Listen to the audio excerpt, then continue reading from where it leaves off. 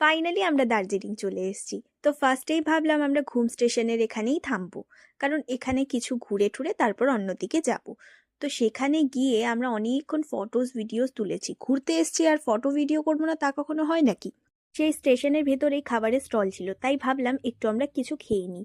মোমোটা একদম ভালো ছিল না। কুল্লার চা বলে কিছু ছিল, চাটা বেস্ট ছিল। দেন তারপরে সুইট কর্ন ছিল, এটা একদমই জঘন্য ছিল, বিশ্বাস করো খেতে পারছিলাম না, ফুচকাটা আরো বাজে। তারপর সেখান থেকে বেরিয়ে বাতাসিয়া লুপে গেছিলাম। লুক অ্যাট দিস ভিউ, কি সুন্দর, মানে আমি বলে বোঝাতে পারবো না, আমি এতটাই এক্সাইটেড হয়ে গেছি এই ভিউটা দেখে, কি বলবো, বারবার ভিডিওস ফটোস করেই যাচ্ছি।